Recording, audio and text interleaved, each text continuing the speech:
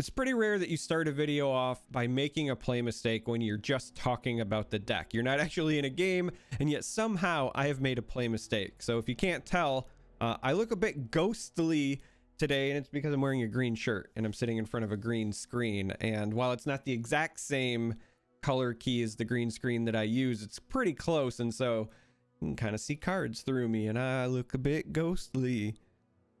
Ooh. All right, but jokes aside, I wanted to revisit an archetype that I haven't actually played since the expansion for today's video, because at the end of last season, if you have not watched my stream or not watched one of the other videos where I mentioned it, at the end of last season, because I procrastinated, I had to cram very, very hard in order to hit master. And that meant that I hit master with 18 minutes to spare in the season.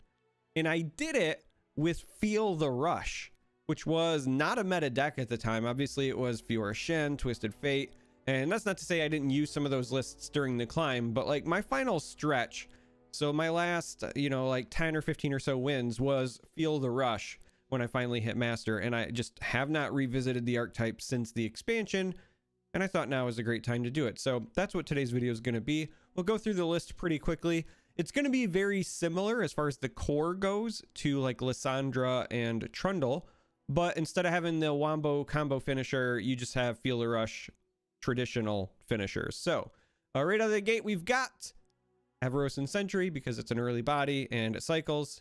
Vile Feast helps you control the early game. I run, when I play this, usually 2 Flash Freezes and 2 Harsh Winds, because these help you in the more like mid-rangey matchups. And I'll talk about like pros and cons of this list at the end of the deck description portion. But we've got Kindly Tavern Keeper, again, great anti-aggro tool. Running Stones because we're a bit more dependent on getting to that 12 mana for Feel the Rush. We don't have to like just get to 8 and then again do our Fading Memories wombo combo like Lissandra and Trundle do. So running Stones. Stones is also a great way to go 3 into 5 for Trundle. Avalanche and then the new Blighted Ravine. So we're just going to rock both. Catalyst because again we want to ramp. Trundle and Tryndamere are the 2 champions we run because they both have hopefully Overwhelm. So Trundle won't have Overwhelm until after you've leveled him up, but you're running 2 champions with Overwhelm because again Feel the Rush is going to make 10 copies of them, and that's kind of a big deal.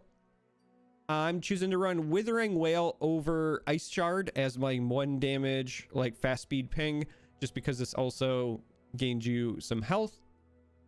1 of Atrocity as like a backup finisher. Harsh Winds, as I said, with the Flash Freeze to kind of help you in the mid-range. And then currently 1 Vengeance, 1 Ruination as kind of panic button delete options depending on the matchup. You could make an argument if you're running into a lot of Lissandra and Trundle on the ladder that maybe you increase your Vengeance count, but the reality is that I just don't think this deck has the greatest matchup there. It's not to say you can't beat it, but it just comes down to, can you pop off Feel the Rush before they do their combo? And if you're not already pressuring them, it's pretty easy for them to do their combo on a couple of turns earlier than you. So that's just overall kind of a bad matchup. And so trying to jam in even more Vengeances, which one, while they help, they don't guarantee anything. You can Vengeance the first one, but then if they just play another Matron, they, play more Ice Pillars into like a Natural Watch or whatever, you're kind of hurting, right? So you just kind of accept that's a bad matchup, and then you plan for aggro and mid-range, and there's a lot of aggro on the ladder right now, or at least there has been for me. So I think this is a pretty good deck to pilot into that. And so the top end is obviously Feel the Rush. That's the point of the deck. As far as your matchups go, as I was saying, Lissandra, Trundle, bad, but most of the other ones are not that polarized. Like, you're pretty good against aggro. You're not terrible against mid-range because unlike the combo version, Lissandra and Trundle, once you pop off your win con, you can also use that defensively. So what I mean by that is if you play a Feel the Rush, even if you don't finish them off, now you've got a lot of blockers as well, or at least some big blockers to kind of help you potentially stabilize in that mid-range matchup.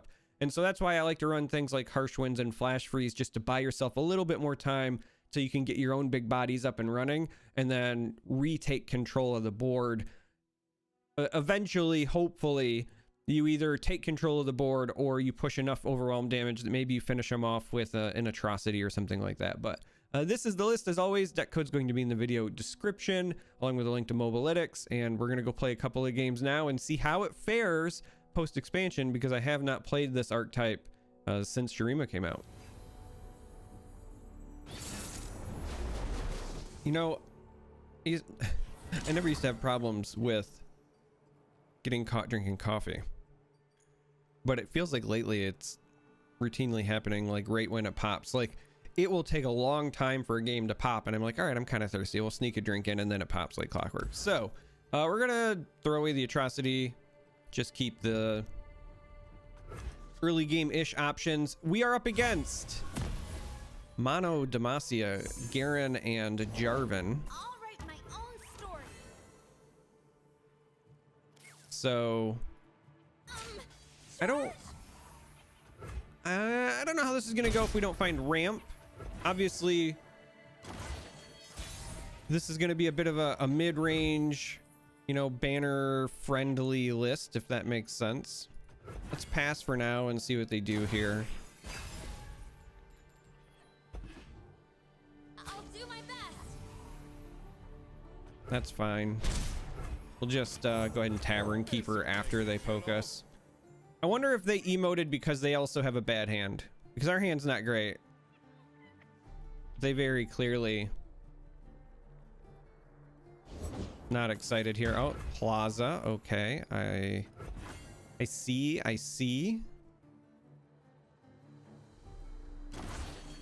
Interesting. Sentry's not half bad here. You know what? Let's actually see if we can get some chip damage in. Getting chip damage in is not irrelevant for us because we try to win the old-fashioned way with damage with this deck. It's not a watcher deck, so take your advantages while you can. Still so much to learn. Oh wow, they're hard on the elite package, it would seem.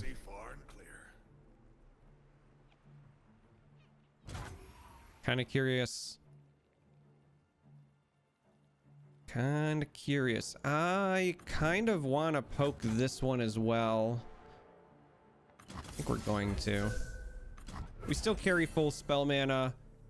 We still get a bit of drain out of it, but also it means that the spider can maybe block her,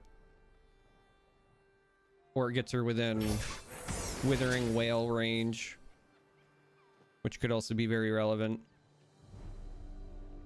I mean, again, we're just trying to make sure we carry full spell mana and stall. We'd love to find some ramp, but so far no dice. Hey! Ask and you shall receive. We fight for those who cannot.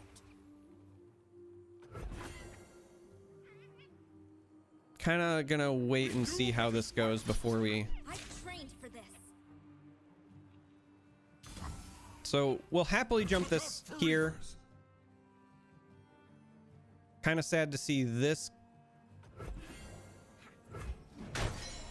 The question we have to ask ourselves is whether or not we want to just ramp right now and take our full spell mana, which would put us a turn closer to our Field of Rush, or we could just attempt an avalanche here, and if they don't have the sharp sight, we clean up the board. And I think the avalanche is the correct play.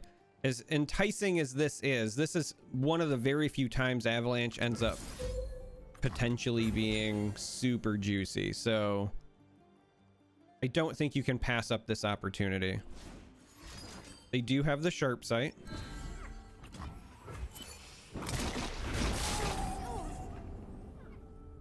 And so now the question becomes, do we just wait and use this vengeance here? Or do we use another avalanche just to clear this Garen? And I feel like, again, we're not going to have too many times where these avalanches are outstanding, so we'll go ahead and use it now. Plus, they're down to 4 cards. Plus the Plaza, we're at 5 cards. Health is still relatively okay. I think this is an easy, just you catalyst, you pass. And the next round's a bit more difficult because we will have to decide between stuff like Tryndamere, Vengeance, Ruination, etc. But If it's not too terrifying, whatever they're doing over here. I will fight for Demacia till the day I die. Like I said, if it's not too terrifying, then it's tempting to just let it go so that you can feel the rush for sure this next round. You could use the Withering Wail just to heal after the fact, because this would put us down to 8, so we could like go to 11, bank our spell mana, and feel the rush. We could also slow play the feel the rush and literally just develop Trundle into Pillar into Tryndamere this next round.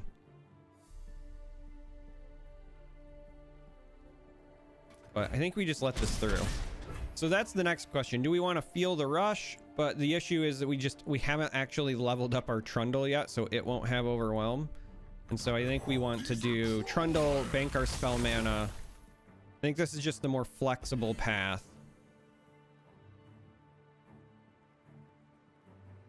Now, if they have a single combat, we can get punished here, but we don't have to worry about stuff like Cataclysm at 2 mana. We don't have to worry about rally effects. They do, in fact, have the single combat. Okay, well, fair enough. We made him use it. It's one more card down.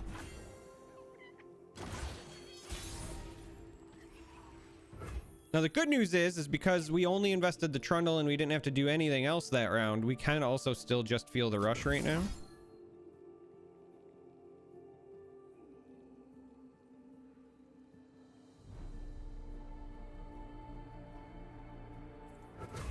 The question is whether or not that's actually correct, right?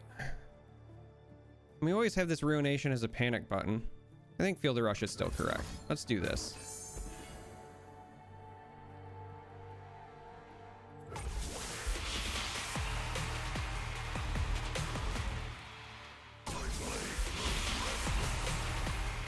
You're worried about barrier effects at the moment?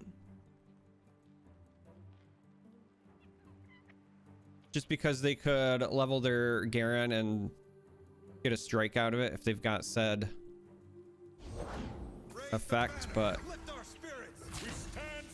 also a riposte on Jarvan here also potentially kills the Trundle.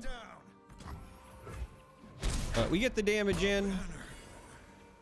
This is kind of what I was talking about during the deck description phase, right? Where against mid-range, if you can stall until you can play your Feel the Rush, sometimes that helps you take control of the board with your big bodies.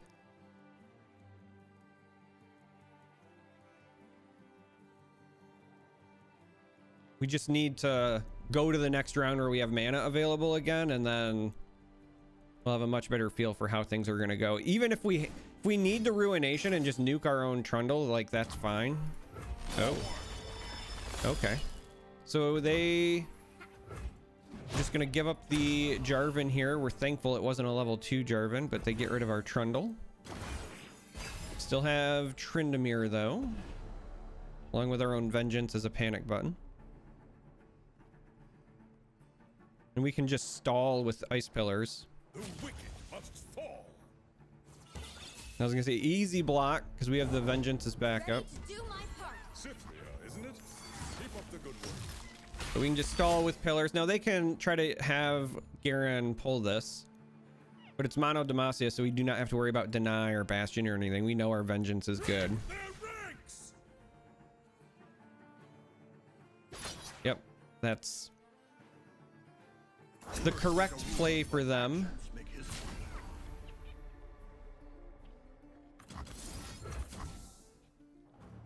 And so we do this. We're gonna have to take this 4, but with 1 mana and 1 card, we're still okay with it. We can go ahead and Tavern Keeper here.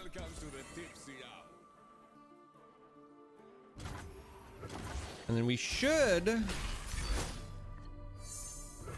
be good this round with just Tryndamere into a Battle Fury. This'll be a slaughter. Well, not what we want. This is what we want. Because with 2 cards left, yep, it's gonna get it done. All right, game 1 down. We survived against a mid-range kind of style list. Let's play another game.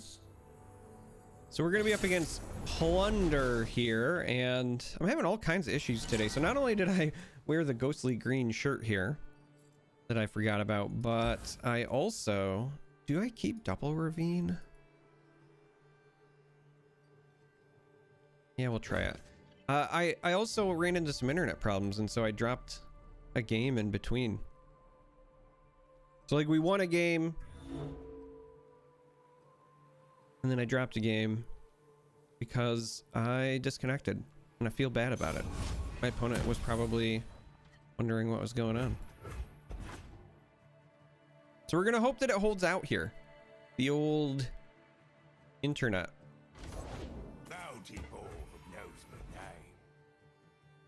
That's great for them because with the open attack we can't stop it. This land is ours. I mean, still great for them. We still can't really stop them hitting us, but we can slow them down a wee bit, I guess. Take it back. I take it back.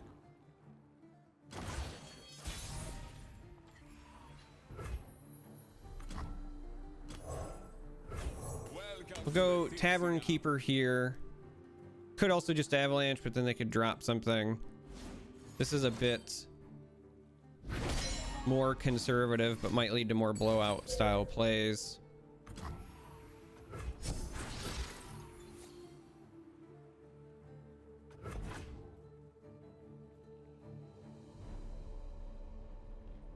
Our biggest concern is honestly just the Sejuani Gangplank top end.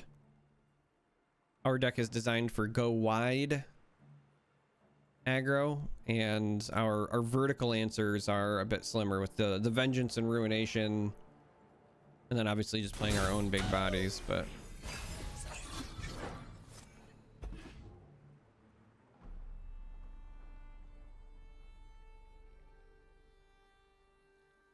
here I expect an open attack, but if they don't, we'll absolutely Avalanche because we'll have enough to Tavern Keeper afterwards anyway. And even if they have play something that survives, right? Even if they have something that lives here, or if they have like a troll chant, for example, our unit survives as well, so we at least have some kind of block. But this is such a spicy Avalanche. Now they could have Plunder cards here as well, right? Monkey dying does mean they still trigger Plunder.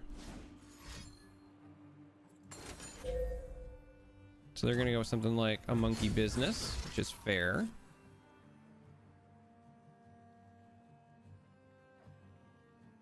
But I think I want to just do this. We could also play the Tavern Keeper, but if that blocks, then I'm still stuck with 2/3/1s, whereas I can just play this next round or in a future round. Honestly, this is just gonna be a Trundle turn. Who are we kidding? This is a Trundle turn. We're gonna troll it up. So we're hitting the point in the game where, again, our biggest concerns are Sejuani and Gangplank. The Atrocity is honestly not a bad pickup for us, all things considered. And I say that simply because we might need to use the Atrocity to nuke a champion.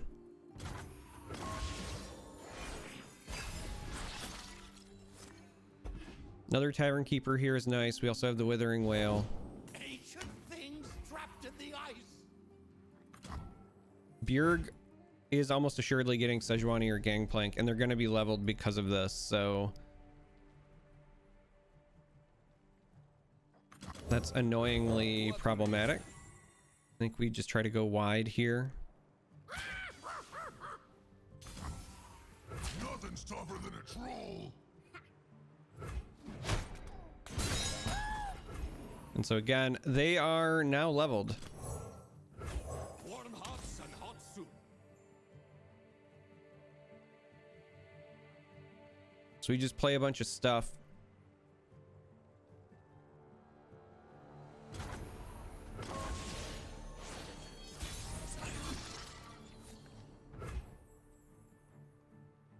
All right, we have Pillar, we have Tryndamere. We have 4 cards in hand. I actually think we're supposed to go on the offensive here, because we might not have many opportunities after this. Bar the doors!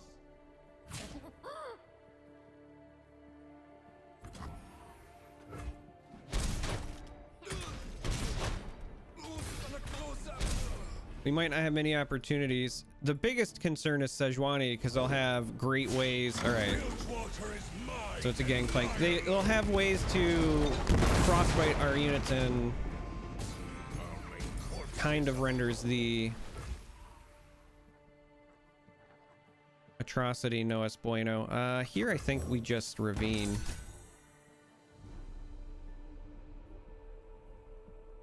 So unless they have a spell here, this will at least deny the kegs from being too big of an issue. So Powder Monkey goes out, keg goes out. Ravine clears some stuff up.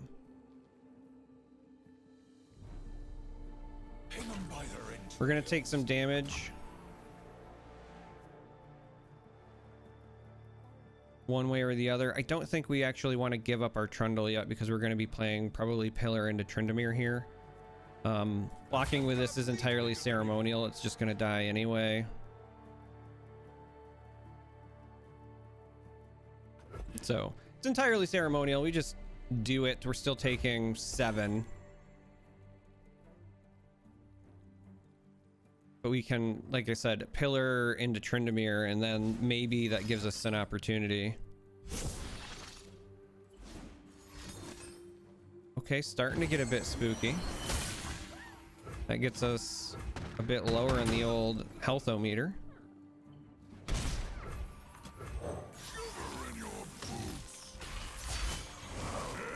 Level up our Trundle. Play our Tryndamere to set ourselves up for the open attack.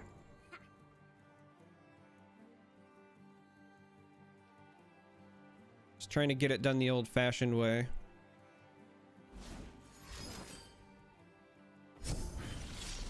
They might entomb, yeah. So, is it annoying? Yes. Who would face me? But we can still use Tryndamere to try to run. You know, that's actually interesting. I don't know if we're supposed to run the gangplank over, or if we're supposed to target the keg with our open attack. The safer play is obviously gangplank, because we get rid of it, but we could do something like this, and then that means Atrocity is getting the job done. Or even just Ravine. So I think we're going to do this. I think we're going to target the keg.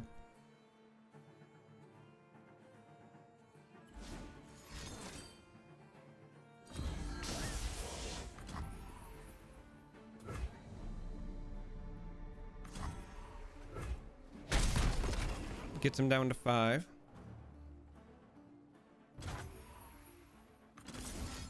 And this is safe because even if they had a way to kill this, he just levels up. All right, there we go. So, you know, dropped the game from the disconnect in between, but otherwise felt pretty okay. I wasn't joking when I said that things are just going crazy today. I accidentally hit the hotkey to stop recording at the end, and then I was still talking. So we're throwing an outro at the end of this. If you made it this far, thanks for watching. As always, if you're new, consider subscribing. But as I was saying before I cut myself off, because today is just a mess, you know, it feels pretty good. It feels like the archetype that I am used to playing. It certainly has its ups and downs, but overall, if this is your style of play, it's at least viable to ladder with. It's not going to be a top tier deck, right? Like, you're not going to likely climb to #1 with this, but I think that with so much aggro on the ladder right now, it certainly has its place. It's good in that matchup. And so, yeah, but Anyway, I love you all. Thanks for watching. And until next time, may you walk on warm sands.